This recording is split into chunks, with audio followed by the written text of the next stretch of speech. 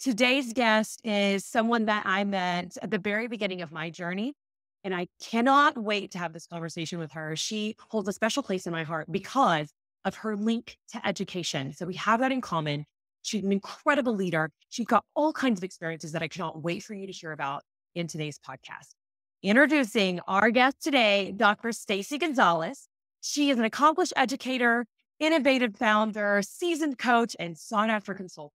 She began her career as an English teacher, holds master's degrees in literature and organizational leadership, and a doctorate in educational technology.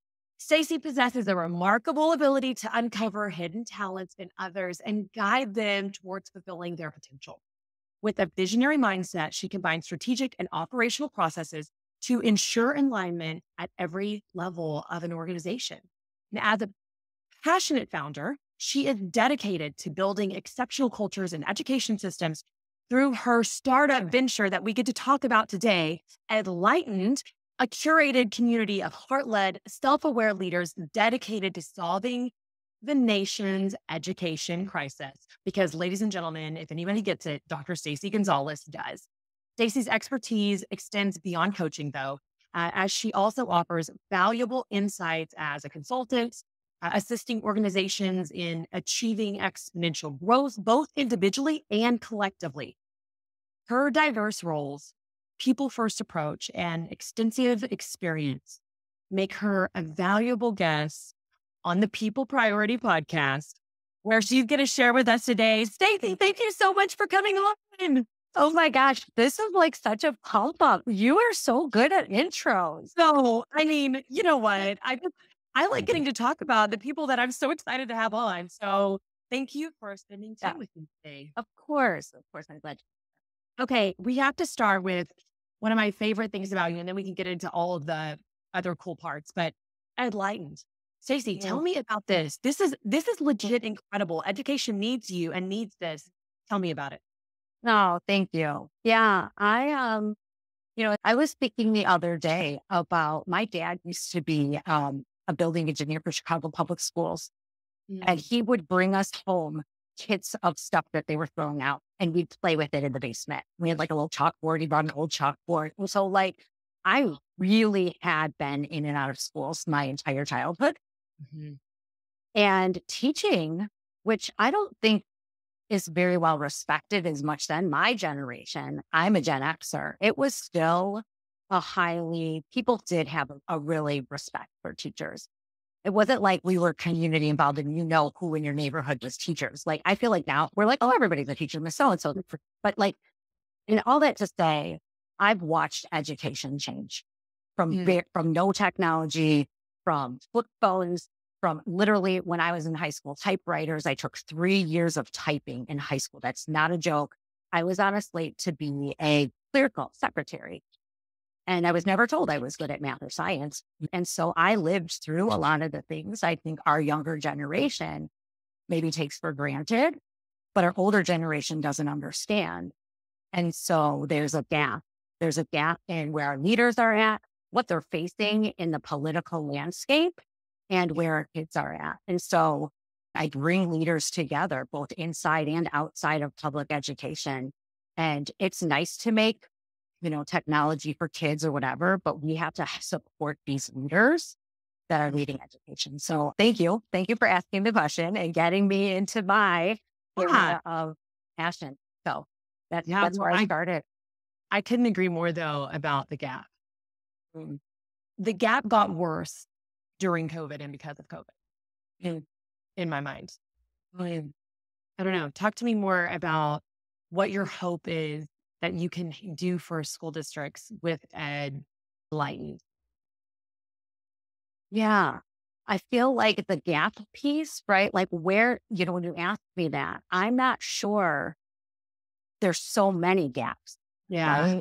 Right. And so there's gaps between just like I live in Illinois, the unions and the administration, right? Like just communication is so broken and people don't feel safe in school, psychologically safe, emotionally safe, physically safe, right? And so you get to work from home. You get to create your space. You get to feel good in your space. That's why I'm sitting in my space, inviting people, right? And schools don't have that luxury. Like we're sending kids and people and they're in these pressure cooking situations. And so there's so many, when we say the gaps, there's so many of them that it's complicated, but I know I was always a really good leader and had the best interests of my kids at heart in the school and the teachers and the people. And even with myself, with the best intentions and my teachers and my staff in schools, from the district office, from the principalship, like all the levels, it has to be a different from the outside. We have to find ways to support people differently. And so those are the things where I think I'm trying to fill these gaps. And it's tough. For sure. Okay. For the audience that doesn't know this piece about you, tell us a little bit about your stint in education, because you were in administration for many years. I know that you taught English, but tell us a little bit more about your time in education. When were you a teacher and at what years? I left 2007 to 2020, and I'd already helped find a replacement before COVID hit. So it was the worst career ending that I did not have planned. Like that is not how I wanted it. COVID or not COVID? COVID. Okay. It was planned prior to COVID. And then I ended up having to tell my students, which it's your team, right? Like your team and your parents via Loom video. So that was awful. But that was my time, 2007 to 2020. Yeah, it's changed. Even post then, I was never in a classroom either at that time, right? So during COVID, I mean, I wasn't been out of a classroom for quite a long time. And you left the classroom right before COVID in 2020? I finished out the COVID year online. You did finish it out. So like, no, I have no idea I saw it in buildings at the beginning, but I left February of 2020 was when COVID hit. And then I left in like July of the next year. So maybe it was a year in, but I took an FMLA. I was out. I was not in buildings. You couldn't be in buildings. So I think to your question, right? Like it's changed so much, even from that people now don't even understand what those teachers went through. Boxes and tape on the floor that you had to stand in. It was really tough. Yeah. I mean, you remember, I'm sure, a lot of that. Well, and of course I was already working with school districts too in those follow-up years, which I still feel like we're kind of in follow-up years of COVID, but in the years directly after that 2020 outbreak, which is here in Texas, we went back to school that next year. And there were, like you said, boxes on the ground. And yeah, it was a very unique situation. And you're right. I don't think if you weren't in the trenches, you do not 100% understand what those trenches look like and felt like, for sure. Yeah. For sure. Okay. So leadership wise though, you've led many teams, but you are now leading this new venture also. Talk about what sets you apart as a leader. Well, I'm leading in several areas. Like two of those are very different types of engagement. One I'm doing for myself, my own business vision, one to help somebody else build their vision. Yes. And so those are very different. And then I've got other connections and networks and opportunities opening up, right? So you have to I'm thinking differently about how I lead myself to help lead others through that process. And what each person in my work world needs is very different. And so it requires, as I lead, it requires a great amount of personal adjustment so that people can see and receive what they need to see from connecting with me, working. I don't know if you know much about the term empath, like being an empath and what that means. But for me recently, I figured out really what that means for me. And as a leader, it requires a deeper level of like you sense other people's energy. You are more emotional. Large crowds feel awkward. You could be easily anxious, from a couple we talk. Right? Like I have anxiety and it's better. It's better than it's ever been, but the highs can be high and the lows can be low. They're much more far and spaced out now. But knowing that about myself and leading myself through that, I canceled some key business meetings because I couldn't go that day. I couldn't get in my car and drive. And I never would have done that when I was in education. And so leading, if you want others to be their best self, you have to be your best self. I mean, say it louder for the people in the back. Absolutely. That is a certain theory that I believe in. Matter of fact, my last guest that I just visited with, we talked about that too. If you aren't showing up as your best self, you can't be your best for others. Exactly. Mhm. I love that you said everyone needs something different. And that's what makes a great leader with a great team function well together. Because when you know that you need to show up as your best self, and to your example, I need to pause this meeting because I can't be my best today, which isn't always an option, like you said also, and I get that. But being in the fields of what you need and working to be your best self, putting in the work, which, I know you and I both, we've had those conversations. We keep doing. That's what you have to do as a leader. But then moving farther into how do I help my team in each of their different experiences and needs? I think that that's impactful. Mhm. Mhm. Yeah, that takes time, right? I'm working with this new company and there's new people that I've only interacted with virtually one time on a team meeting. And then some people are on vacation and I only started a month ago. It's only been 4 weeks. So not like what we had when we were in person, when we're with a team, you're talking about the team and kind of leading a team. And that's what I was thinking, like, how do I build these relationships, have clear communication, have empathy and understanding? It's easy to get overwhelmed with this person needs that, go back into teacher mode and not trust people to Yeah. So it's leading teams though is such a privilege when done well. And when you're all rowing and you like accomplish something together that you wouldn't have had before, like that. That's why I never understood solopreneurship, right? Like I know Justin Welsh and some of those big guys on Twitter and on LinkedIn. And right, I was at a networking event last night and met people in Chicago. It was awesome, right? I'm doing some good virtual connections today. Like that's what it's about. I agree. I like in person a ton. Yeah. Well, and like you, I think relationships are really, really important. Mm. They're the crux of what makes a team work, in my opinion. And as a leader, you don't know what your people need if you aren't building that relationship. Just exactly what you said. How do you personally, because I know everyone has a strategy for this, but I'm so excited to hear yours.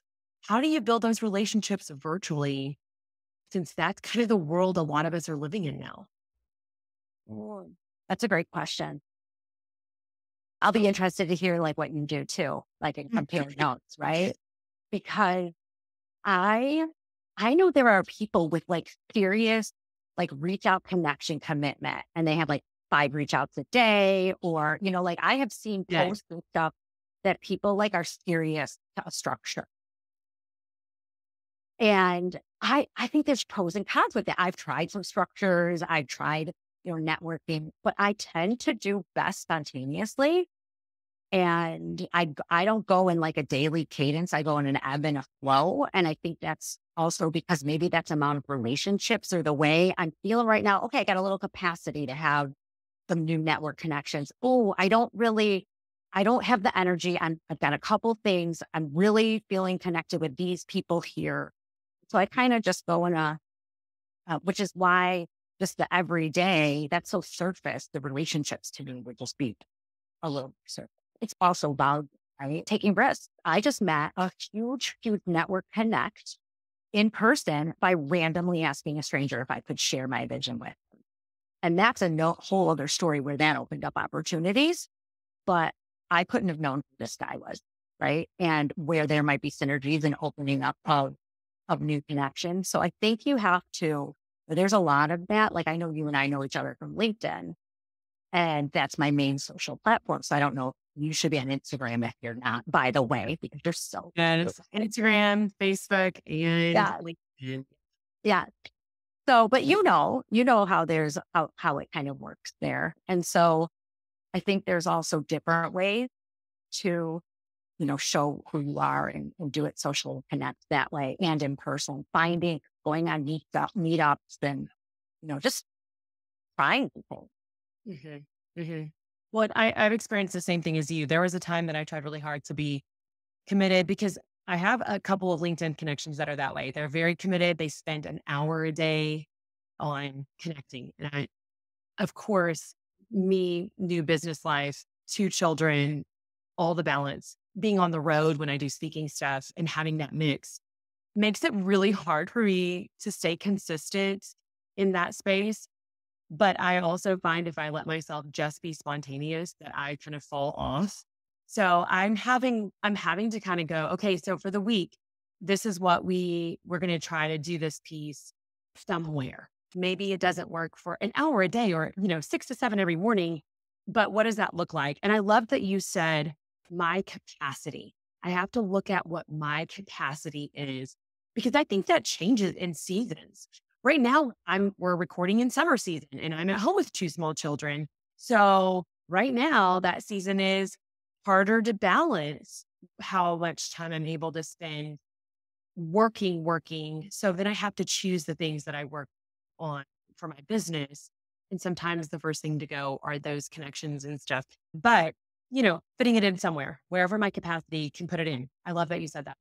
But, when I work with teens, that bring me in to work with their groups and they are spread out and having to work virtually, that is a question that I get often because part of what I talk about is how powerful and crucial relationships are. So when you're saying it's got to be a virtual relationship, and I worked with a company and they were from all over the nation and they flew everybody in for their retreats and we're all sitting in a room together. And for some of them, that was the first time they'd ever met in person. And I'm sitting here talking about how important these relationships are. And they're like, hey, we struggle with doing that on our Teams calls. Like, well, of course you do. I still think it's harder online. Mm. It is. Yeah, it definitely is. Finding ways to have authentic, trusting virtual connections. And that's why I would say a hybrid approach when you can do it is great, Great. which is why like traveling or with this team. I'm not ready to recommend it yet with the founder. We still have trust to build ourselves. I've got some more trust to go with the team. Can't do it all in one day, but they need to have an offsite and they need to come together. I can already feel it. I can already sense. I'm already in my head starting to plan out like, okay, Stacey, you've led education leadership teams. How might you, because here's what I also know about going from schools to the business world. It's a real slow play. There's not a whole lot of politics or anything when you do it right and you have integrity. It's all relationship. It's all trust. People trust you. And then they're like, okay, yeah, connect to this person in my network. Yeah. Okay. That's cool. So if you can have FaceTime with people and they do, I mean, you can do that virtually too, but like getting in a space with people is different Yeah. too. So, try to have a little of both. But the point with online is, as teachers, have genuine time, have opportunities. I was working with one of the members of this team. People were on vacation. We were back and forth for 3 days to get something to a deadline. And I could have said, I'm new, I'm the consultant here. No, that's not. I mean, we're right. So, and now I've got some social capital, some relational capital. We got to talk about her thought, like things happen. But so if you do have to go virtual and you do want to build trusting business relationships, I do think it looks a little different in business. In friendship, you can kind of, Sure. people aren't making virtual friends, really. Like they're not doing it for friendship. Maybe, at least not through like a Zoom or maybe, Messenger or app. Well, I do think there's this opportunity to think outside the box, though, that we're seeing right now. I think COVID pushed us there, right? COVID pushed us to have to go online.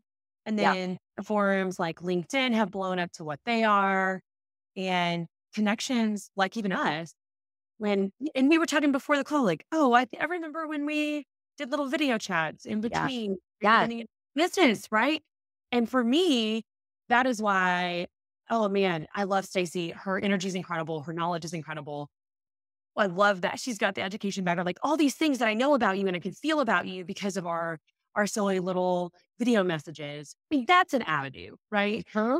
Think that meeting on, I know that you said friendships are probably not as authentic online, which is probably a truth. But if we're talking about business and or virtual classroom life, if that's a space that you're in university world, then I still think there's an opportunity for Zoom meetups and things that you can do. Of course, I still am a huge advocator of handwritten notes, which you don't Yeah. have in person for. Yeah. But I think there's a lot of cool ways that are surfacing to build those virtual relationships. But what you said resonated with me. You can't do it all in one day. No matter what, in person or it's online, you can't do it all in one day. You have to be willing to put in the time, whether it's sporadic or consistent, whether it's I'm dedicating to it every single day or I'm going to squeeze this in my week somewhere. It might not be Wednesday every single week, but you have to dedicate to the time. And when you're smart, right? A smart, competent individual like we are, you can see how you can like chop, chop, chop, get things done. And right. But you can't. And so to your point, the online's not going anywhere. People prefer to be in their home, right? Like that isn't going to change. And so if you're working in that space where people only are on international teams, right? Mhm. Have local. I'm a part of a community that I love, and it's for tech founders and startup space. And when somebody's in Chicago, somebody posts on the Slack group, and people like say, let's meet up for a drink. And so I do feel like when you have opportunities, or you travel and speak, so those communities that you're a part of connect people, invite people. Think local chapters. I don't know, maybe local chapters, in-person chapters of whatever type of digital community. Because if I know we're aligned, you and I meeting up would seem cool, right? Absolutely. Oh my Yeah. gosh. I hope someday we get to do that. Yeah. Well, I that's why. So I said I was jealous, not jealous, but like it was awesome that you got to meet Jen in person and go grocery shopping with her, and she pushes your cart. Oh, I mean, don't do that. Remember, did not push my cart. Maybe or she she did. pushed her cart. I don't know. I thought the She LinkedIn took me to the post. grocery store when I was in St. I saw the LinkedIn post and I thought it was amazing. It was. Because like I told you, she just is one of those person. I've only met her virtually. I never got to meet her in real life. So yes, I'd love to meet you in real life. For the record, she was even better in real life than in person. I'm sure you are too, which is why I'm all for still finding a space with the hybrid model of put your time into finding space with people in person, because I think it's really impactful. And I think relationships are the crux of being an incredible leader. I think relationships are the crux of continuing to grow as an individual or as a team. Yeah. Love that. Okay. So is there anything, Stacey, that you want to make sure you send home? Any messages that for the leaders listening? And of course, there are leaders of all kinds. There are moms leading their kids at home. There are teachers leading their classrooms. There are CEOs leading their boardrooms. What message do you hope to send home to these leaders? There are no qualifications to leadership. Like you get to choose. You get to choose. And, you come to a place in your life where you decide what works for you. And you get to create that life for yourself. And like through our conversations, sometimes it's with meeting with people in person, and sometimes that drains you. And so you're like, I'm only doing virtual for the next week because I've had enough of in-person people or whatever it is. And so you get to continually evolve what you are learning and integrating into your life. What I learned yesterday or I messed up on yesterday, I can own today and move on. And I don't have to hear about what said, who said it. None of it, it really doesn't matter. Of course, I don't want somebody holding anything, right? We can communicate openly and honestly, but you get to decide. There are no that to me is leadership, because when you can do that for yourself and doing that for myself, I can show others how to do that. And at the end of the day, I will always be a teacher. That is what teachers do. They teach others how to see what they can't see, live their best life, be who they believe they can be. It's no different than I was in my classroom. Me So too. don't forget that. Oh my God, me too. I love that I'm not alone in that space. Mm. I'll always be a teacher every room I walk into. Yeah. It's also why when I do speaking stuff, I'm like, okay, but for the learners who need the video and the visual, and for the learners who need the view, I know. Yeah. I can't break it. Okay. So top 3 takeaways. I have 3 takeaways of yours that I think are incredible. One takeaway from you today is the power of relationship, virtual or in person. Number 2 is think about your capacity and what you need so that you can lead yourself first and take care of you, even if that means taking meetings off of your calendar because it's not what's best that day. And I know that that's hard. I know I've got like principals listening going, wait, it doesn't work that way. I know, but just in theory. And then number 3 is that everyone needs something different, and just be aware of that on your team. What great takeaway. This is why you are a podcast hostess with the mostest I have never seen a more coordinated background with like the headband. It's almost like straight out of the 1960s. And I am here for all of it. Love you. I love it. I mean, your earrings, it's so perfect. You make it sound perfect. Let's just like do like the No, real. don't just let the viewer have a moment of treat. Like it's all Okay. so nice. Moment is here. I look put together. Stacey said it. You all heard it. Yes.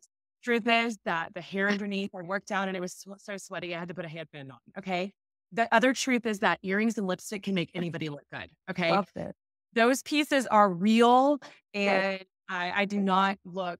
I only look. Do your armpit smell? I mean, that's the real question. Oh my gosh. If you do, it's a good. I mean, that's a good check. I did put deodorant My on black this one morning. stinks a little bit. I'm just saying. There's friends for that. I didn't shower last night. I was too tired. Third key takeaway that you're getting from Julie and Stacey today, besides just our authentic conversation, is you got to show up as your real selves. Okay, back to the dive. Give us a challenge. What is a challenge that we can walk into our week with because of you today? Well, first, thank you. I'm honored that you would, ask me to have space in your life and I can give you a challenge. Always. And it was just so nice to be welcomed here. So thank you for coming. Yeah. So I'll challenge you with this. You know what your challenge is. And I'd also challenge you with this opposing thought, which is, it's not that. You're going to think it's that, the thing that always pops up, the thing that but if you allow yourself to dig a little deeper, I heard a great book on NPR. It was something about instead of climbing the ladder, start digging it down deeper. I was like, just that metaphor in business, right? And so you know that spot, and then ask yourself a coaching question, a hard question. Why is this so important to you? But if you walk away with that, you will have challenged yourself to go a level deeper. I love that. That's beautiful. Okay, I always end with a quote. Yeah. Give me your favorite quote. What is it, Stacey? My favorite quote is, education is the most powerful weapon we can use to change the world. And that is Nelson Mandela. And if you think about what that man has gone through, and he knows when people understand both from their head and their heart, amazing. So, favorite quote. I love that. Thank you for sharing that with us. And thank you for sharing you with us. And thank you for being a part of my LinkedIn life and my online friend circle. And I can't wait to meet you in person someday. Me too. Thank you. Thank you. All right. Thank you so much, Stacey. Okay. Bye-bye.